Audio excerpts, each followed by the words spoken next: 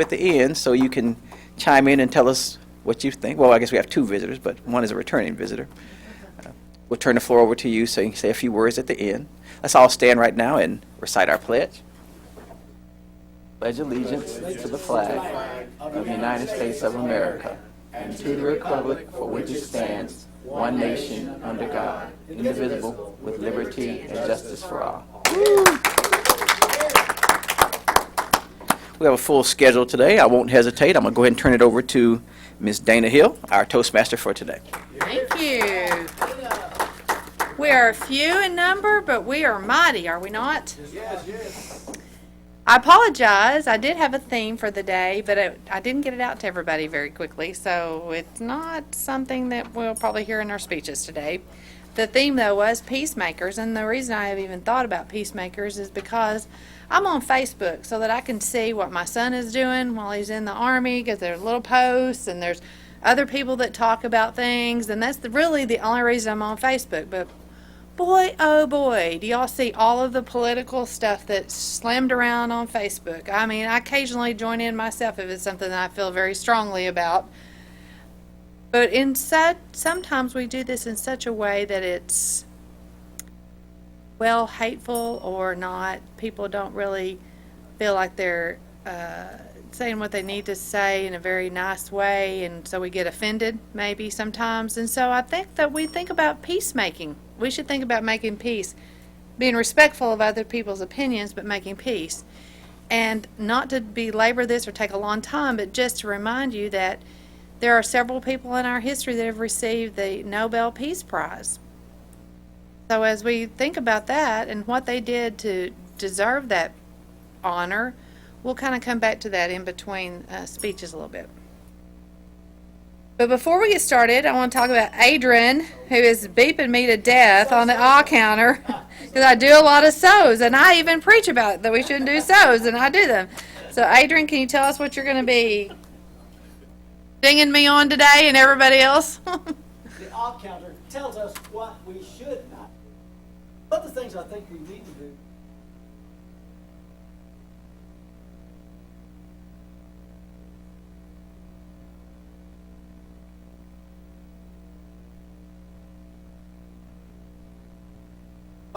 hands on.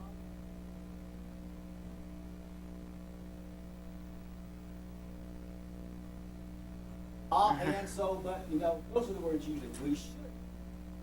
Thank you. All right, you're here. And our grammarian with the word of the day is Dewey. You're here, Dewey. That's the word. Dewey? Madam Toastmaster. The word of the day is congratulate. Is to express sympathetic pleasure at an event, or to express vicarious pleasure to a person on the occasion of success or good fortune. Graciously congratulated the winner. Also to feel pleased with, congratulating herself for a job well done. Some people sometimes mispronounce it, congratulate, thinking it has something to do with graduation, but it is congratulate. It has a CH sound. So think about how you can congratulate others. Madam Toastmaster. Thank you, Dewey. I congratulate you on such a great word for the day. See how easy that one is to use? I think we'll be able to use that one a lot. I would also like to introduce our Toastmaster of the Minute, Toastmaster Minute, which is Nathaniel Noble. He's going to give us a little Toastmaster Minute for the day. Thank you. I tend to talk about speech giving whenever I give my Toastmaster Minute, and today won't be any different. As you stand to tell your story, there are three I's of any story you tell. There is an invitation, there is imagination, and then there is impact. Invitation, imagination, and impact. As you open up your story, or whatever you're about to talk about, you should invite me in to what you're talking about. I don't want to be on the outside watching. Invite me on into your story. And as you tell this story, I should be able to picture exactly what you're saying. Something about using my imagination as you talk works well for me. You could even say, imagine this, picture this, and my mind is transformed to where you are. Impact everybody wants to make some type of impact by what they say. I don't know if you've ever been in a room and music's been playing and all of you are kind of nodding your head to the music. When you tell a story, it's almost the same thing. They should be nodding their head to what you're saying in the sense of, I'm where you are. Sometimes when you're in a classroom, an educator, they're trying to, I guess the best way of saying it, involve your mind in what they're talking about, your brain. But when you stand here and give a story, you're not just involving the mind, but you're trying to get the heart as well. So by the end, I should have some impact of, okay, I am with them, I can see what they're talking about, and I am there with them. So as you stand here and think about your time, make sure you give an invitation, invite them in, some imagination so they can see what you're talking about, and in the end, know that I did have an impact. Thank you. Thank you. Thank you very much. We also have someone who stepped out very nicely to do our timekeeping today, and that's Philip Borden. Philip, can you explain about the timekeeping a little?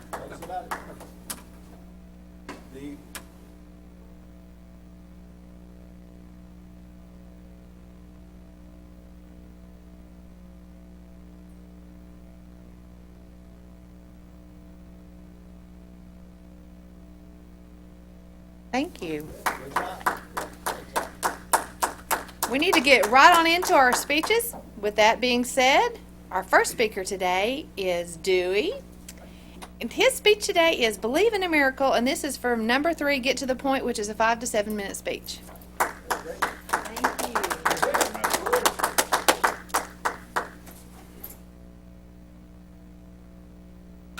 Believe in a miracle. Think about that for a minute. Do you know anyone that's experienced a miracle today? Some people say miracles don't happen anymore. But I'm going to share with you about an infant, a young mother, and a mature woman that have experienced a miracle in our lifetime.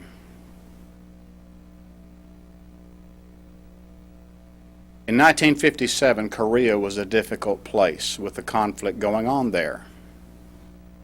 Many young mothers could not take care of their babies. So it was a custom for them to take their newborn babies and put them in boxes and leave them in the street to die.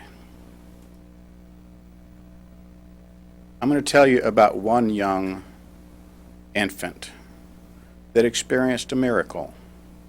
A soldier walked by and found that box with that baby and took it to an orphanage on December 10th of 1957. And that orphanage fed that baby rice and water 3 times a day for 6 years until she was adopted by a lady in the United States who wanted to give her a better life in California.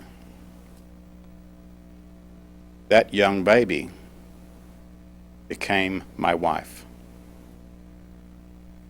She experienced a miracle. She was supposed to die, but she didn't. I'm going to tell you about a young woman who experienced a miracle, a young mother. Her husband had walked out. She was on her own trying to take care of a toddler daughter. And some things weren't going right with her health-wise. This being Healthmasters, we understand about health. But she discovered that she had cancer. She went to doctors. She did what she could to get things done, but she didn't tell anybody. This woman was a trooper. She worked through it on her own, taking care of what needed to be taken care of, going to doctors, getting surgeries, and they managed to take the uterine cancer out of her body, but they didn't do it right. Sometime after that, the ovarian cancer showed up. So she had to go back through surgeries again.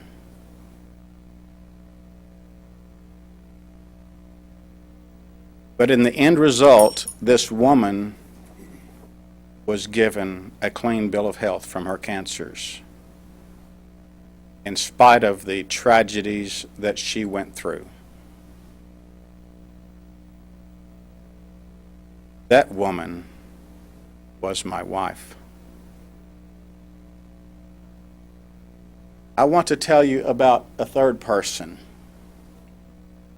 I want to tell you about a mature woman who experienced a miracle.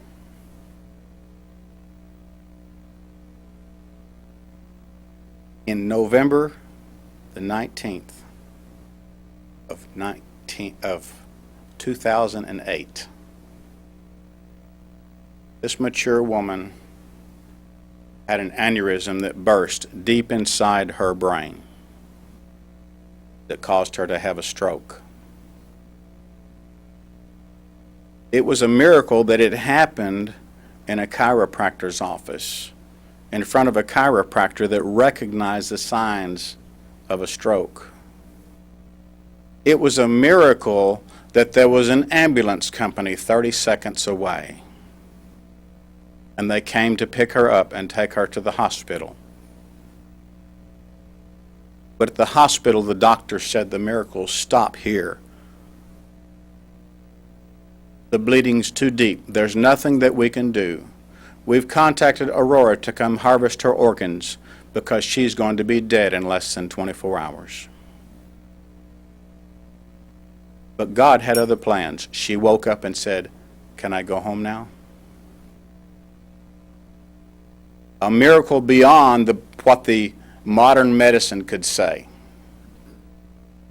They said, well, she never should have woken up because she will never have any quality of life. She'll be in a facility for the rest of her life. She'll never use her right arm and leg again. She said, you don't know the God that I know. My God is going to heal me.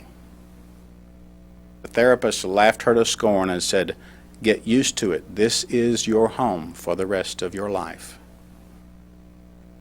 But 5 months later, she walked out of that nursing home back to her own place. And now she is playing the piano again for her church. Another miracle. That woman was also my wife, Susan. Do you believe in miracles? They still happen today. If you don't believe it, just ask my wife. She'll tell you. And so will I. A young infant, a young mother, and a mature woman experienced miracles beyond the scope of the norm. And she's still here today to tell about it. So I want to congratulate my wife for the faith that she has in the miracles that God can give to her. Madam Toastmaster. Thank you, Dewey. Excellent message. How many people know who received the first Nobel Peace Prize? Long time ago. Actually, Alfred Nobel died in 1896, and he was a very wealthy man, and he wanted the Nobel Peace Prize to go to people who did humanitarian efforts or did peace congresses that did peaceful acts throughout the world. The Red Cross was actually the first recipient. Not only they were the first recipient, they've received it 3 times. Interesting fact to carry with you, and think about what the Red Cross does and all their humanitarian efforts and how you may be even a part of that at some point. Our next speaker is Miss Dee Shirley. She comes to us with a speech title, Switching to Emails. This is her number 4 speech, How to Say It, 5 to 7 minute long. Miss Dee. You hear Miss Dee? All right, all right.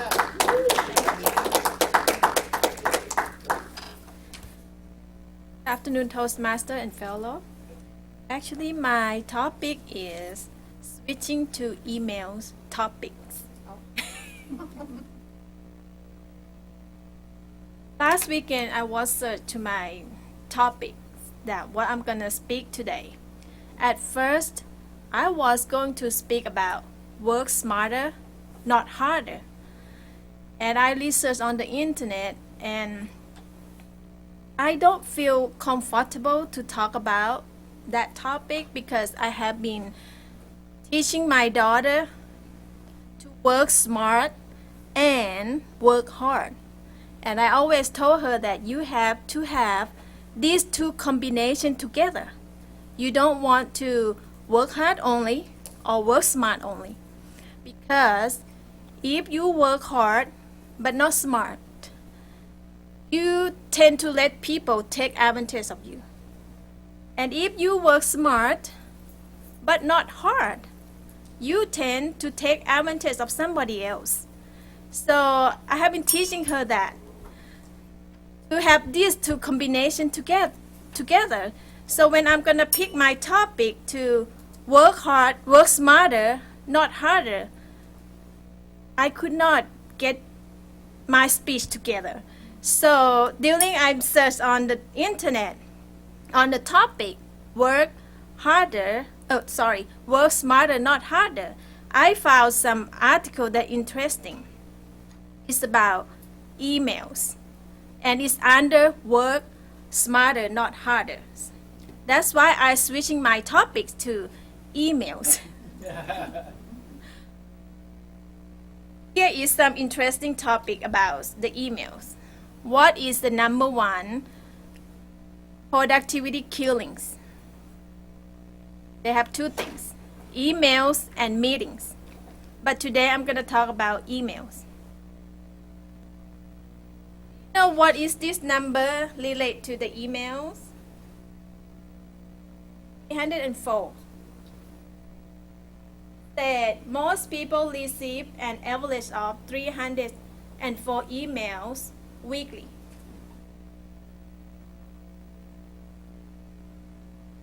What about 30?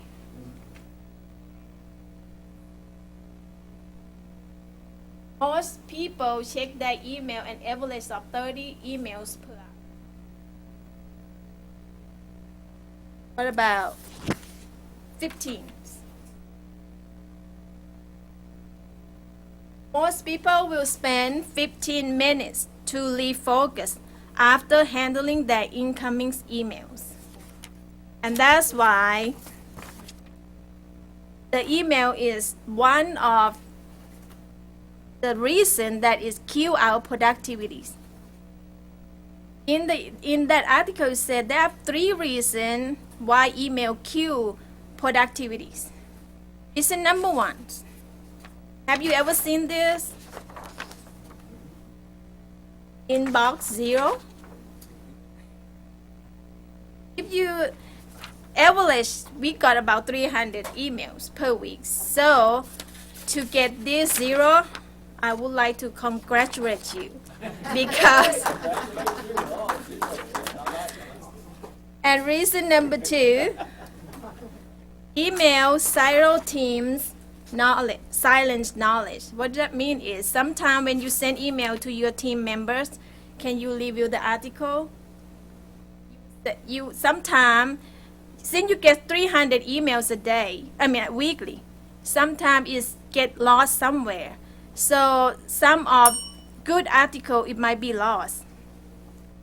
Just to take time to find the email is probably take you another 30 minutes. And reason number 3, switching contact emails is waste time. As I mentioned earlier, it takes you 15 minutes. After you read the email, you have to rethink and what am I doing next? And sometimes it takes time to focus what is the content or what are you going to do.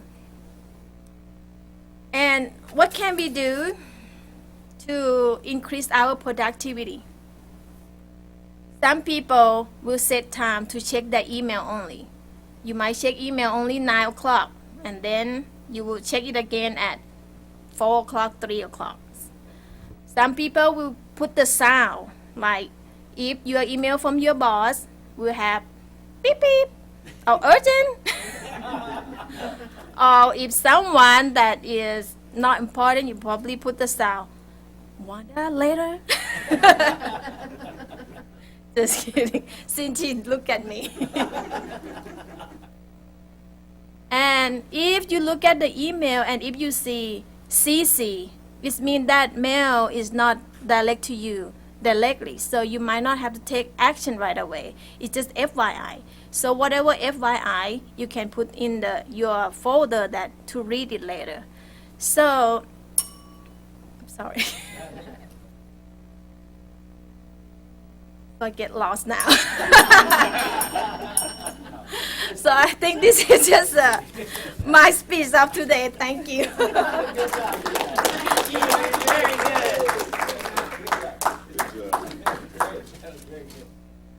I waste a lot of time with email. I bet a lot of people do. Do you think the Nobel Peace Prize winners waste time with email? Who recently was awarded the prize in 2009? We all know him. That's right, President Obama. Who have we not ever heard of that was an icon for peace throughout the world as getting the Nobel Peace Prize? Anybody? Think of somebody that did not get one. Who? Did not get one. Mother Teresa got one. Mahatma Gandhi. And he was an icon, has been a symbol of peace. So you wonder why he didn't get that award. We're going to talk about that a little bit more. Politics. Possibly. Our next speaker on how to say it, which is also number 4 from the competency manual, June, and her speech is about organization. Is that right, June? Is that the right title? What's your right title? Urbanization. Excuse me, I really misunderstood. Thank you. Thank you, Madam Toastmaster. Have you been lost in a city before? Have you been lost in a city that you were born and grew up before? Fellow Toastmaster, honorable guests, today I'm going to talk about my experience with my hometown's urbanization.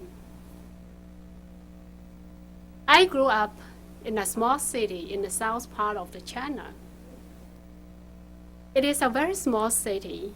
Actually, I live on the south part of the town, and my high school is in the north part of the town. I walk to the school every day. I can close my eye to the school because there's no bus, very few cars, not many bicycles. It's so quiet on the street. So sometimes I just close my eyes and I walk towards the school. That's how it was when I grew up. After I left the home and went back in 1993, 7 years later, I went back to visit my hometown.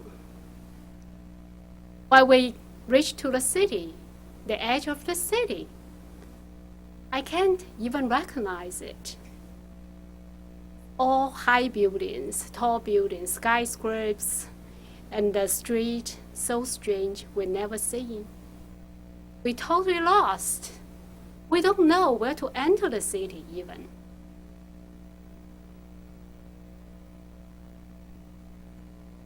It's only 7 years later after I left it. There's a lot of things changed. And I look at the website for our city. In the past, when I grew up, we have about 300,000 population in the city. It is the city with 1 district, 10 counties. But right now, we have 3.7 million population, which is about 5 times of our Little Rock metropolitan area. It is grown so fast.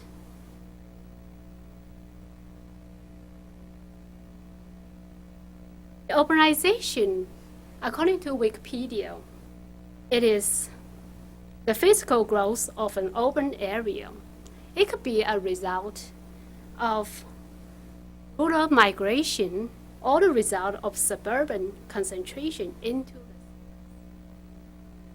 in our city, the small towns around it. One of the towns that I always want to visit when I was in home is about 30 minutes away, which is like Conway to Little Rock. But now when I went back, actually it became part of the city that some of my brother's office building was built there. So he has to go half hour each day to drive to there. That ended up is we got more cars. When we were young, there's even no bus. Now we have 5 or 6 routes of bus going to everywhere. Not only the company, institute would have cars, also the residents also have cars. So the traffic is getting worse. The life has changed dramatically since then. And the reason behind this is for the past 30 years after the Republic of China being established by the Communist Party, there's not much change. But since the end of the Cold War, China has opened the door to the world, and the economic structure has been changed from well-planned, controlled structure into a free market structure.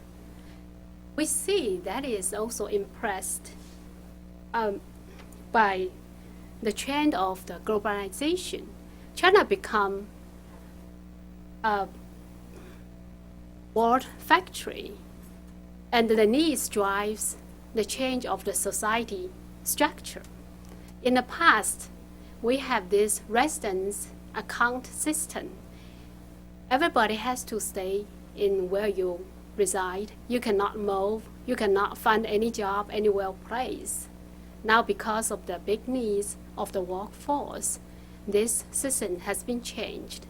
A lot of people from the village, they move to the city in order to work over there. Also, the residence condition has changed. So that's why we got so many buildings, so many people over there. And that is a good thing. And people can change their life. In the past, we have 4% of admission rate for college admission. Now, 2 of the 3rd of high school graduate can go to the college, and they can find a job, move away from where they're resident. That's why that our city expand about 3 times, 10 times as the population. But finally, we will be able to call home and get the instructions to, to get home. So no matter what kind of change it is, how big, how fast it is, even without a map, because the city is changed so quickly, there's no map about the city. But if you keep in contact, connect to your family, you can always find your home. Thank you.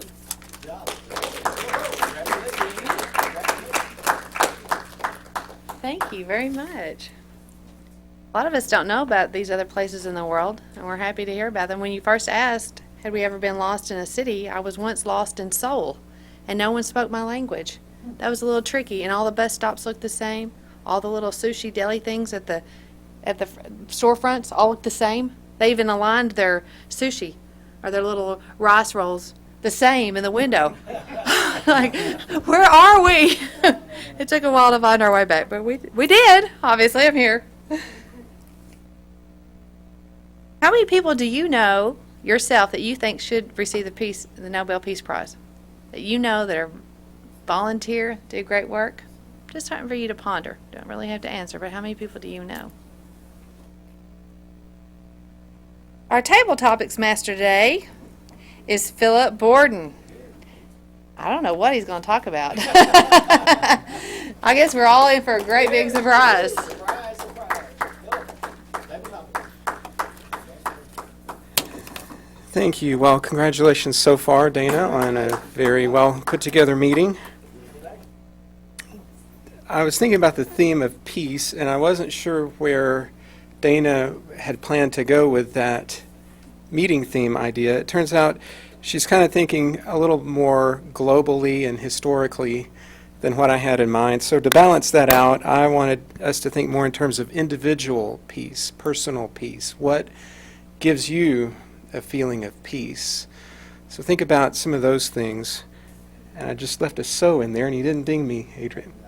So I wanted to... For table topics today, I want you to be the salesperson and recommend something to us.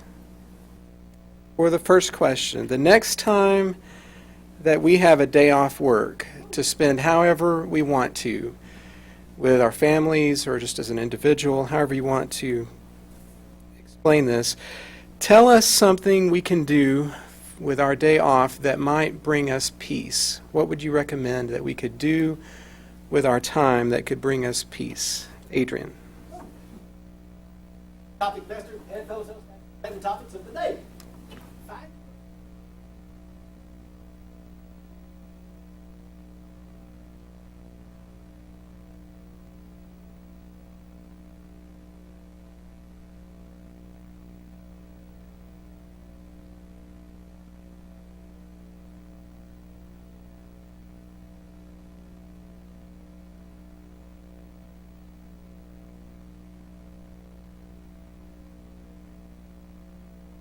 Look to the person next.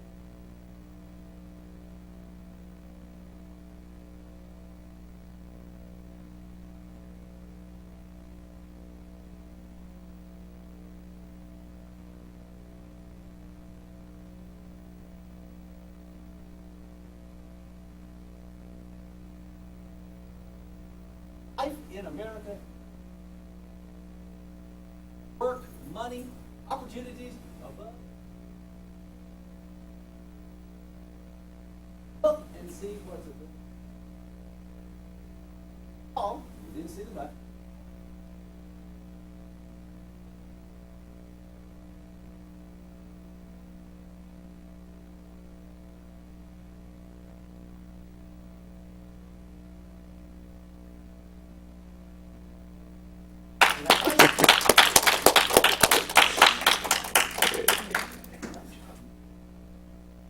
Okay, thank you. So that's what we can do with our time. The next time we have some extra money to spend, think about what we could do with our money that might bring us peace. The next time we have some extra money to spend, tell us something we can purchase that might bring us peace and why. Tony. Hey, Tommy, all right, congratulations, Tommy.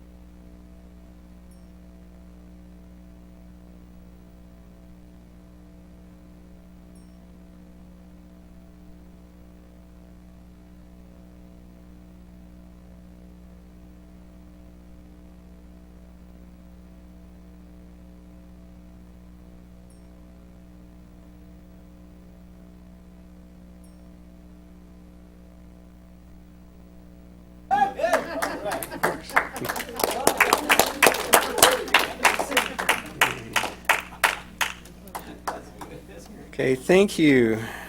One more question. Your birthday is coming up.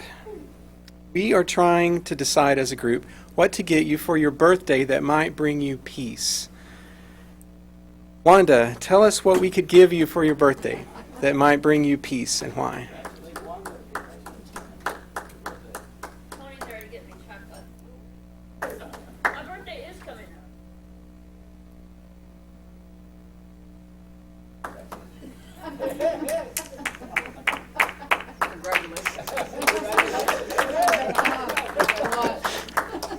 Perhaps you could get me.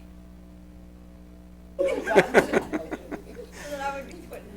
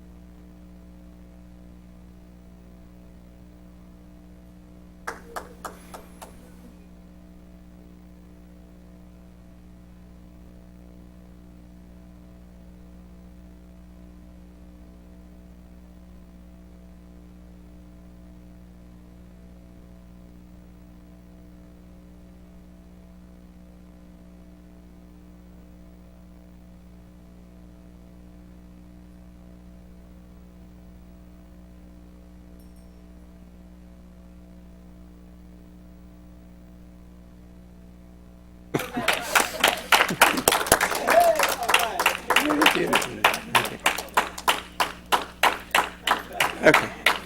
Thank you, and I will turn things back over to our Toastmaster, Dana Hill.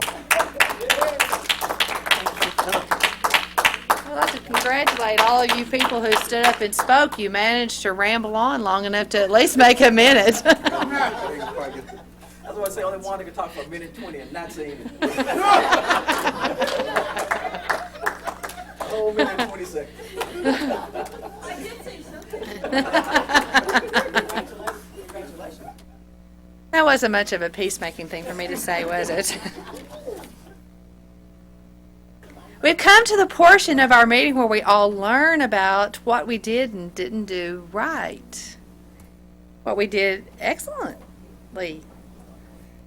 Adrian is our general evaluator today, and let's congratulate him as he comes up front to give us a few little words.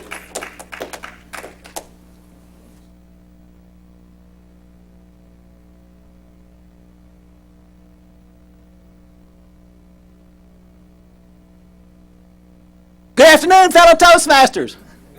And guests, and honored guests, and honored guests, and future members to be soon joining Healthmasters. Number one evaluator for Dewey, Toastmaster Dewey McGar. Would you stand up and tell us about Dewey McGar's presentation, please? He's the third speech in the common communicator, please. All right, so that Yes. would be me. Tony, yes, sir. Only baby. Right, yes, sir. Great. Thank you. Congratulate him for sure. So first of all, I would like to congratulate Dewey on a wonderful speech. Dewey, you are an awesome storyteller. Before I get to the good stuff, let me just give you. First one being you spent all your time behind the podium. Away from the podium.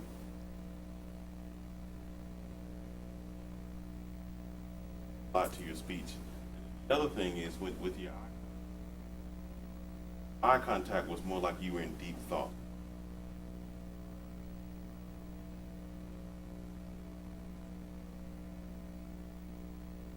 Now, for the good stuff. Again, very good storyteller.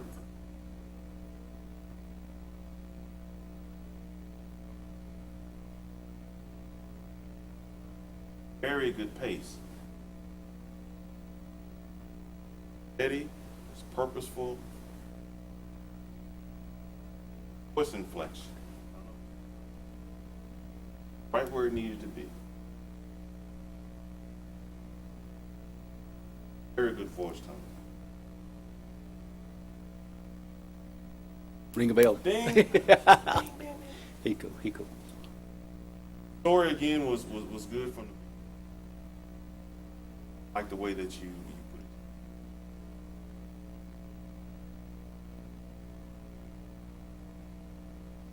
put it. And I think you left us kind of wanting more. Bad you didn't have more time, but I think you did that. Overall, a very on the podium. You knew.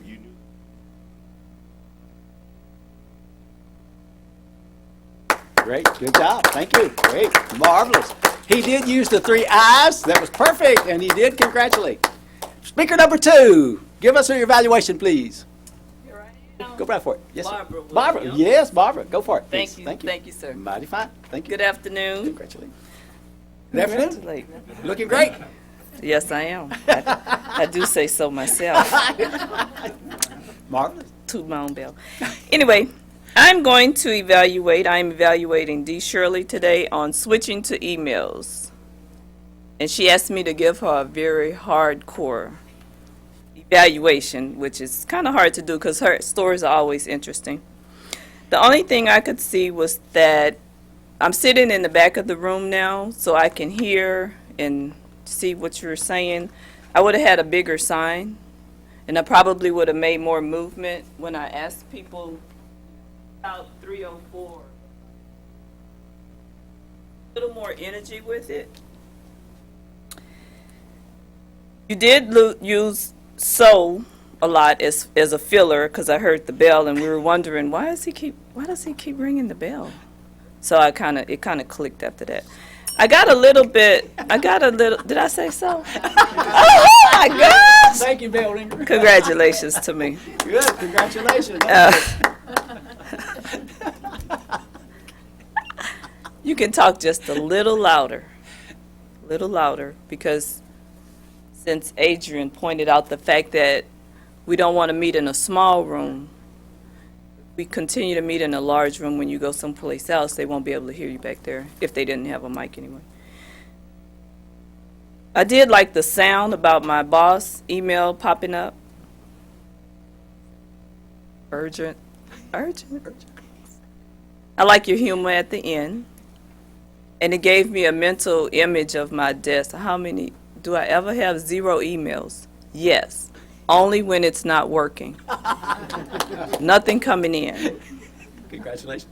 And the lead in, you got me so into the work smart, not hard portion of the speech. It kind of threw me when you started actually talking about the switching to emails. So that's all. I would have shortened that maybe. But other than that, it was a great topic, and laughter does bring peace.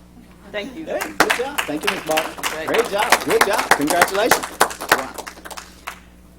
Let's go for the 3rd evaluator. Evaluation number 3. Evaluator, go for it.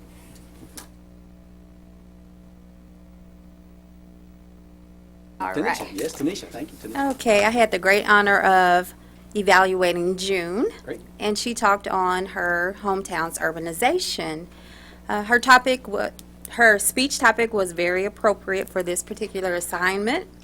She did use simple, short, and clear words, and she used vivid, descriptive words when she was talking about the tall buildings and how it changed from the time she was young and how she walked to school. And she also demonstrated as far as closing her eyes and said, just imagine, well, she didn't say that, but that's what I did. As she walked, and she could actually walk to school with her eyes closed. I thought that was really neat. The only thing that I could share that she could, what she could have done differently to make the speech more effective, just continue to work on your subject-verb agreements, possibly move away from the podium every now and then, and not rely so much on your notes. Use more eye contact and watch for your long pauses, because there were a couple of times there were the pauses were long, okay?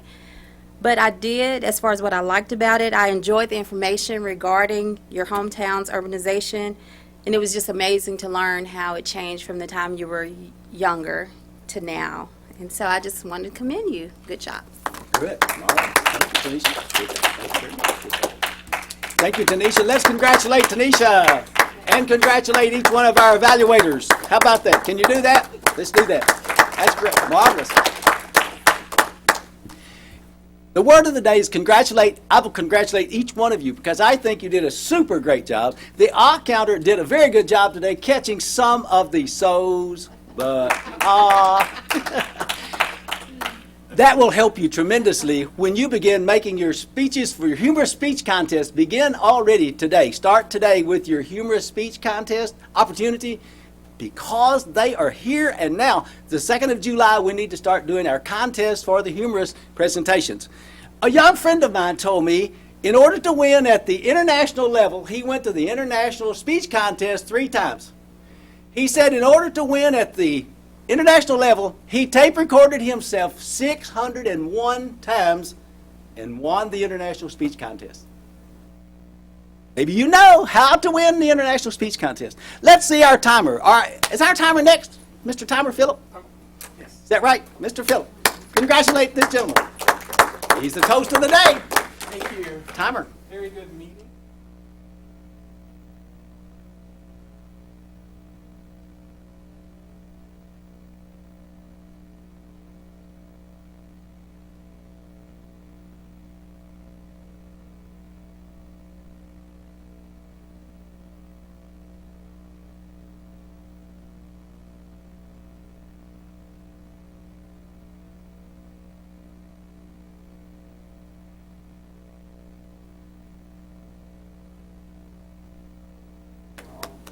Good shape. Perfect. Woohoo, congratulations. Experience, typical topic, response.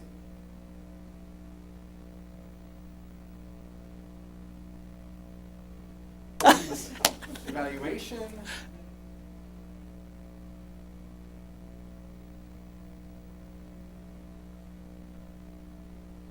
Great. All right. Marvelous. Fabulous. Great. Grammar, ready? Tell us about grammar. Our word of the day was congratulate, and I didn't count them all, but I know that Adrian used it at least 15 times. Our Toastmaster, Dana Hill, I caught her using it at least twice. I used it once in my speech. During table topics, Adrian used it again, as did Wanda. And evaluator number 1, Tony Bailey, also used it, as did Barbara Williams during her evaluation. From the grammarian section, I wanted to comment on Dee's speech concerning work smarter, not harder. I like the new paradigm shift of the thought of that phrase. It's a phrase I've heard a lot and never really thought about, just used it. But after I thought about it, I realized that it's important that both are included. So that was a good phrase to be reevaluated. There was some subject-verb agreement with June, and I think part of that was probably due to the language transitions. I know many people who have Spanish as a primary language tend to get their adjectives after the subjects in English because that's the way it is in Spanish. So I'm sure that that is part of it, but doing very well with the clarity of the speech there. And I was really impressed with that. I want you to congratulate you on that. Good. Congratulations. Evaluator number 3, Tanisha, had a wonderful opportunity to use the word of the day, but she used the word commend instead of All right. And on our timers report, I noticed a distinctive lack of verbs in his sentences. This one for 16 seconds, this one for 16 seconds instead of spoke for. And the filler word of the day was so. Good. Thank you. Congratulations. Thank you. The most important part of this overall meeting, when you finished your presentation today, your speech today, not one of you was inappropriate. Most people say, thank you, but I'm going to say, congratulations. Congratulations to you, Adrian. Thank you. I believe we've had an excellent meeting today. A lot of people have filled in double parts, which has been great. That we have such great volunteers, and I appreciate it very much. Being Toastmaster is not an easy task, as Wanda knows. Who's Toastmaster next week? Oh, lucky you. Let's help him out and all do our parts correctly. Okay? I just want to have one more little note about peace, and then I'll turn it back over to our president. You can come on down, Nathaniel, if you want to. We talked about peacemakers and the Nobel Peace Prize, and I asked you, the last question I asked you is, how many people do you know that should receive the Nobel Peace Prize for what they do every day, just in their everyday lives? We can be those people. We can look at their examples, and the examples of the ones we know before us. Mahatma Gandhi, I said, did not ever receive the Nobel Peace Prize. It probably was political. Somebody said it was political. It's the Norwegians who make that decision. It probably was political. But the things he did in his life are things that we can do every day, small things to help people. So just keep that in mind as you go throughout your daily task. So I will now turn it over to our president, Nathaniel Noble. Thank you very much.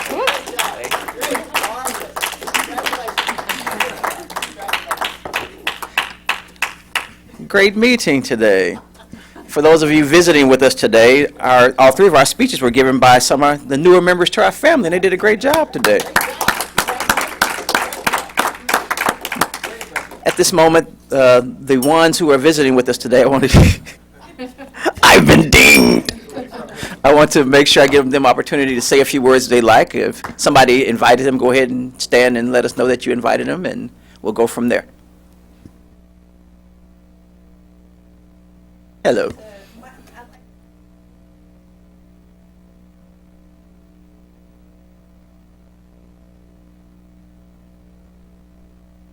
Woo!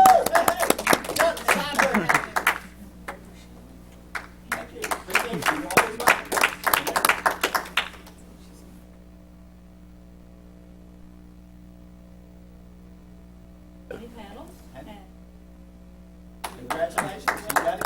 This is a tough one. You know, it's fun. It would be very quick.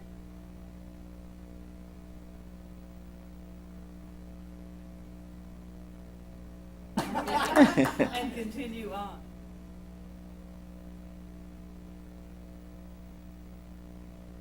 Thank you. We try to create atmosphere. I think we do, of you're learning, but if you put it in this situation where everybody's family, you know nobody's doing it with any malice in mind. It hits with the butts also, with the butts. What did I say? I don't even know what I said. But, I said I know. You know, and so, but. Too many ands, too many buts. you know, there's not a word you listed.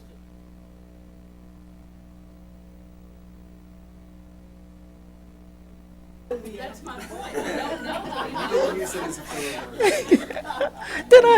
He's been here a year. He does know that's not. I don't think I used it as a filler word, though, did I? I didn't know you know wasn't allowed. But it's good. Eventually, you get to the point where you hear the bells going off in your head, even when you're speaking, and nobody's there to tell you you're going off in your head. But great meeting. Next week, May 28th, we'll be meeting in the old lab training room, 2508, because we'll be meeting on Tuesday instead of Monday. Yep, because Monday is a holiday. Next week, roles will be Toastmaster, that will be me. Toastmaster Minute will be Adrian Duncan. Our speakers will be James Hicks, Joyce Biddle, and Gloria Bastidas. Table topics will be done by Dewey. General evaluator will be Philip. Our evaluators will be David, Dana, and Ruby Brown. Grammarian will be Barbara. Our counter will be June, and timer will be Wanda Simon. Okay. We'll need a replacement grammarian, so think about that now. I'll swap with the Okay. whoever's I think we'll pass on that invitation, but Tony will, I'll do the grammarian. Tony will be grammarian. Who is our counter next week? June? We've had a good example of how you might want to do it a little differently, June. And we'll go from there. Is there any business we need to discuss today? Yes. Newsletter. Yes, ma'am.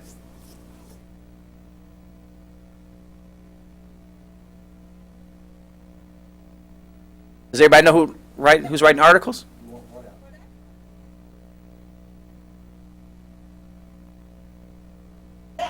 Mhm.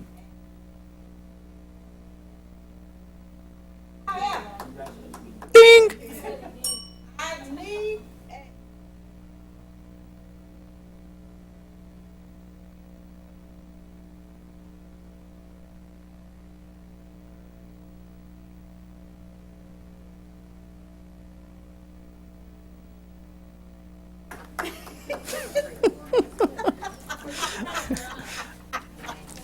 Haven't you done me already? No, I have not. And President Nathaniel, don't give me any whack on the president's message. I have to do another one? The last newsletter was held.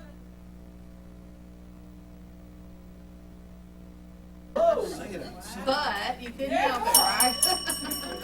I was deep in thought about what I was going to say. I have to do another president's message? Yes, you can't have the same thing in every newsletter. I resign. Yes, yes. Yes, sir. But one of the things I do want in, Yes. I need somebody, Okay. I will not be here to celebrate.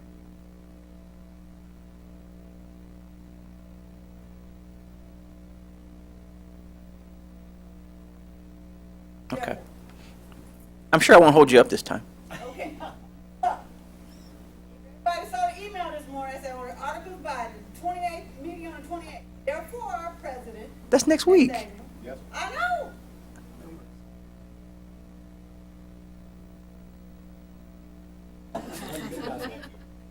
I'm pondering life. You have the easiest thing to write, and it took you long. She's not like you. I have a commencement speech I have to write between now and the 28th. I have too much going on. I can't. Only 2 paragraphs. I break promises all the time. Only 2 paragraphs. Right. What were you about to say, Mr. Duncan? You have another question? Oh, yes. Miss Susan, is there anything that you want to say today? Perspective member Susan? She's a woman of few words. I already knew she didn't want to say anything. Is there any other business we need to discuss today? No? When's the pizza party? It's going to be part of our annual day, correct? Well, our person's not, the one who's organized our annual day isn't here, but I think it's part of our annual day. We send out an email, let us know. Yes. June 10th?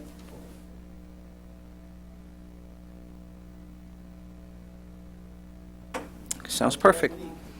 As usual, if you know you can't fulfill your role for next week, let me know or let somebody know, preferably early enough to come up with somebody to replace you. If there's nothing else we need to discuss, you're kind of quiet today, Dave. Say something. Aye. Aye, Dave. This meeting is adjourned.